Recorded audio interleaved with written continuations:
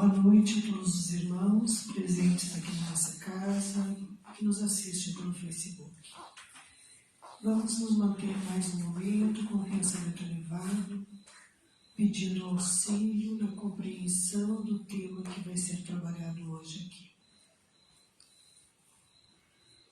Uma questão que sempre surgiu para a humanidade, quando a gente fala da nossa origem, é exatamente de onde nós viemos, como nós fomos criados. E eu trago então essa noite o Livro dos Espíritos.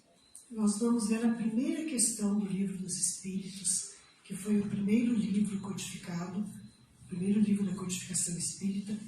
Kardec fez uma pergunta aos espíritos. Ele perguntou: que é Deus? Vejam bem a pergunta que ele fez. Que é Deus? Ele não perguntou quem é Deus ou o que é Deus. E por que será que Kardec fez exatamente esse questionamento? Vejam, se Kardec tivesse perguntado quem era Deus, ele estaria presumindo na própria pergunta que Deus é alguém, é uma pessoa. Se ele houvesse perguntado o que é Deus, ele também estaria presumindo na mesma pergunta que Deus seria alguma coisa. No entanto, como Kardec era um cientista, um pesquisador, e ele fez essa pergunta sem nenhum sentido, que pudesse proporcionar uma outra pergunta, um sentido mesmo investigativo. Que é Deus? Então, a essa resposta, a essa pergunta, os espíritos disseram: Deus é a inteligência suprema, causa primária de todas as coisas. Então vejam bem o sentido da resposta que os espíritos deram a Kardec. Eles jamais, nessa pergunta, compararam Deus a uma pessoa ou Deus a alguma coisa. Eles responderam: é a causa primária, é a inteligência suprema. Então é algo maior do que um ser ou algo maior do que alguma coisa. Dando continuidade a isso, na questão 4 desse mesmo capítulo, Kardec fez outra pergunta aos espíritos: onde se encontra a prova da existência de Deus? Vejam bem, ele queria saber então como é que nós vamos comprovar que Deus existe. E os espíritos responderam: no axioma que aplicais às vossas ciências, não há causa sem efeito. Procurai a causa de tudo que não é obra do homem, e a vossa razão vos responderá. Nesta resposta que os espíritos deram, ficou muito claro que a nossa ciência, a ciência humana, tenta sempre explicar as coisas, os acontecimentos e os fatos. E são criadas regras, normas, para poder melhor explicar. Então, a própria ciência mesmo, quando diz que não há causa sem um efeito, não é efeito sem uma causa, ela está dizendo que se existem as coisas, existem as suas obras, a sua criação, é porque Deus existe. E na mesma pergunta, Kardec complementa: para crer em Deus, basta lançar os olhos sobre as suas obras, as obras da sua criação. O universo existe. Ele tem, pois, uma causa. Duvidar da existência de Deus seria negar que todo efeito tem uma causa e adiantar que o nada pode fazer alguma coisa. Então, se existe as estrelas, o céu, existe o universo, existimos nós, os animais, as plantas, é porque há uma causa para essa existência. E essa causa não somos nós. Nós não temos condições de criar nada nesse sentido, da complexidade da obra que Deus criou. Então, Kardec reafirma o que os espíritos disseram, que se houve essa criação, houve algo, alguém que o criasse, que criasse tudo isso. Então fica muito claro nesse sentido. E na questão 5, na outra pergunta, Kardec questiona o seguinte: Que consequência pode-se tirar do sentimento intuitivo que todos os homens carregam em si mesmos da existência de Deus? Kardec perguntou aos espíritos, né, a intuição que nós trazemos dentro de nós de Deus, de onde que saiu isso? Isso que ele queria saber, queria que os espíritos respondessem. E os espíritos disseram o seguinte a Kardec, que Deus existe, porque de onde viria esse sentimento se ele não repousasse do nada? E ainda, uma consequência do princípio de que não há causa sem efeito. Então nós vimos aqui a confirmação exatamente disso, que se há causas, é porque houve, né, se ocorrem, por exemplo, efeitos da natureza, fenômenos da natureza, as árvores, plantas. Imagine o nosso corpo humano, a complexidade da nossa organização celular, do funcionamento dos nossos órgãos. Então, isso comprova que há algo maior que criou, e esse algo maior é Deus. E aonde está, então, essa intuição de Deus? Dentro de cada um de nós. Imagine, desde a origem da humanidade, os povos antigos, eles rendiam graças a deuses. Eles não tinham compreensão ainda.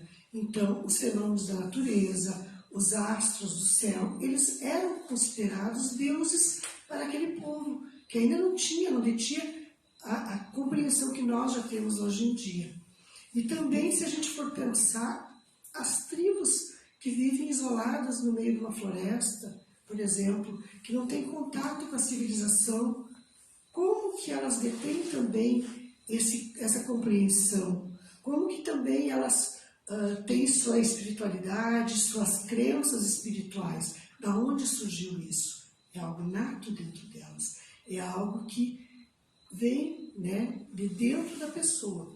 Ah, mas isso faz parte das tradições. Só que, se isso não fosse algo nato, isso não perduraria. E, no entanto, essas crenças existem. Nós também temos que fazer uma relação aqui de Deus a partir de Moisés. Por exemplo, Moisés trouxe para a nossa história, para a história da humanidade, um Deus Pai que cobrava, um Deus Pai que punia, um Deus que exigia dos seus filhos. E por que isso foi necessário? Porque o povo, na época de Moisés, era um povo embrutecido, era um povo que não tinha normas, era um povo que não detinha o conhecimento da moral. Se não fosse assim, ele não conseguiria segurar esse povo para que esse povo começasse a sua caminhada em busca da sua espiritualização. Então, foi necessário naquele tempo. Só que depois veio Jesus. E Jesus nos trouxe um Deus Pai justo, bom, amoroso. Jesus, então, fez a gente ver uma outra visão de Deus. Então, nós podemos dizer que Deus, antes de Jesus, era um pai que cobrava, era um pai que exigia dos seus filhos e que punia os seus filhos. E após Jesus, nós temos um Deus bom, um Pai que nos dá oportunidades e que nos auxilia na nossa caminhada. Então, esse Pai justo, amoroso, que Jesus nos trouxe, faz com que a gente compreenda uma outra visão de Deus. Só que o povo, na época de Jesus, ainda não tinha amadurecido certos conhecimentos, ainda não tinha condições de compreender plenamente o que Jesus trouxe. Aí veio mais tarde o Espiritismo. E o Espiritismo nos trouxe a compreensão de Deus que faltava, aquilo que nós precisávamos entender de nós mesmos, da nossa origem, de como nós somos. E assim a gente vê, então, por exemplo, que Deus, que o Espiritismo nos fez compreender, é um Deus de amor. É um Pai que nos oferece oportunidades, que nos traz algo maior. E nós podemos compreender também essa nossa pequenez em relação a Deus, que nós estamos num crescimento, que nós estamos buscando algo dentro de nós. E esse Deus que nós trazemos dentro de nós, que já foi relatado pelos Espíritos, é um Deus que nos faz nos empenhar em mudar, nos faz nos empenhar em nos melhorar no nosso dia a dia, que nos faz empenhar em sermos melhores a cada dia que passa. Então, o Espiritismo veio nos trazer essa visão de Deus. Então, a partir de Jesus, já começou a mudar a ideia que a gente tem de Deus. Só que se a gente analisar, nós, com a nossa inteligência limitada, com o nosso conhecimento ainda tão pequeno, nós não temos condições de compreender Deus. Nós não compreendemos Deus, nós apenas percebemos Deus, nós apenas sentimos Deus nas obras da sua criação. Nós percebemos Deus em tudo que existe no universo e nós percebemos Deus dentro de nós mesmos. Quando a gente se pega, tentando se melhorar, vendo no irmão que necessita e auxiliando, Deus então está aí, na sua obra, na sua criação. Então é importante a gente entender isso, que Deus não é aquele velhinho de barba branca sentado num trono que tudo comanda. Deus é muito mais do que isso.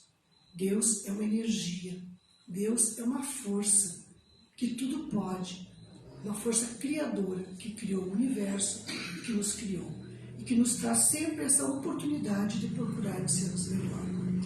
Para esclarecer melhor, isso que eu estou falando aqui, eu trouxe uma pequena história que vocês encontram no livro Pai Nosso, do Espírito Meimei, psicografia de Chico Xavier. Essa história conta o seguinte: numa certa fazenda no interior do Brasil, um fazendeiro observava um empregado, um matuto, simples, analfabeto, mas que tinha grande confiança em Deus, era muito religioso. E o fazendeiro pegou por várias vezes esse seu empregado de joelhos, orando com muita fé, com muita convicção. Até que um dia ele chamou esse empregado e fez o seguinte questionamento ao empregado: por que tu oras com tanta fé? Como sabes que Deus existe, se nem ao menos tu sabes ler e escrever? Quem te ensinou tudo isso? E a essa pergunta, o empregado respondeu: patrão, ninguém me ensinou isso. Não aprendi esses ensinamentos em livros. Eu ouvi a minha mãezinha falar dele quando eu era pequeno, e eu o conheço pelas suas obras. E o fazendeiro ficou: mas como assim? O empregado disse: Senhor, quando tu recebes uma carta de alguém, como tu sabes que ele mandou? O patrão respondeu: pela letra e pela assinatura da carta, ora. O empregado continuou: e esse belo relógio que o senhor tem no pulso, como sabes quem fabricou esse relógio? O patrão aproximou do relógio do empregado e mostrou: aqui está escrito, Rolex. É a marca do fabricante do relógio, por isso eu sei quem fabricou o relógio. E o empregado continuou: patrão, quando ouves barulho em torno da casa grande, como tu sabes que animal que estava lá, se foi um cavalo, uma vaca, um carneiro? O patrão responde: pelas marcas, pelas pegadas que eles deixam no chão. Aí o empregado chama o patrão para fora, para a varanda da casa, e diz para o patrão que observasse as estrelas, o céu, a lua, que olhasse as montanhas, a grama, as árvores. E aí ele diz ao patrão: Senhor, aqueles sinais lá em cima no céu e todos esses sinais aqui na terra não podem ser obra dos homens. E nesse momento, aquele fazendeiro que praticamente não acreditava em Deus, compreendeu naquela criação, naquelas obras todas, a existência de Deus. Ele encheu os olhos de lágrima, ele se ajoelhou e pela primeira vez na vida ele rezou com muita certeza de que realmente Deus existe. E ele conheceu Deus, compreendendo as obras que Deus criou. E, meus irmãos, que assim nós possamos também termos essa fé, essa compreensão de que Deus é o nosso Pai e que nós podemos ter certeza que Deus está presente em cada elemento da sua criação, em cada ser que foi criado, desde um ser inanimado, a uma planta, a um animal, a uma pessoa que está ao nosso lado. E respeitemos cada obra da criação de Deus. Tentamos agir da melhor maneira possível com cada um que se aproxima de nós, sabendo que todos somos obra da criação de Deus. E somos importantes para Deus, porque fazemos parte deste universo que foi criado com muito amor pelo Pai, que espera nada mais do que nós, do que o amor, do que a compreensão, do que buscar sempre o melhor dentro de cada um de nós, para nos tornarmos cada vez mais espíritos mais evoluídos, que um dia vamos chegar mais próximos a Deus, e aí nesse momento nós vamos conseguir compreender melhor quem é Deus ou o que é Deus. Então fiquem com Deus e vamos nos preparar para o próximo.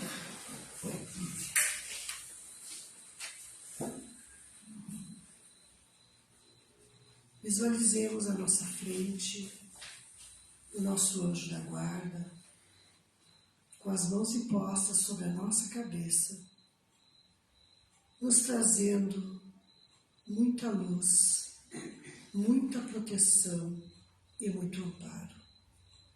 Que cada um nessa noite receba do seu Espírito protetor aquilo que precisa, aquilo que veio aqui buscar, assumindo um compromisso de ser melhor a cada dia que passa, de procurar a cada dia que passa dar o melhor de si, construir o melhor de si.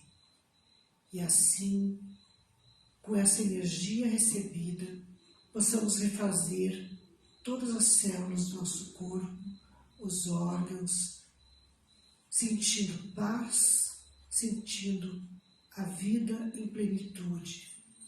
Te agradecemos, Pai, e pedimos que possamos contar sempre com a espiritualidade e que possamos ser merecedores deste amor, deste amparo e dessa compreensão. Te agradecemos, Pai, e damos por encerrado esse passe. E que assim seja. Uma boa noite a todos.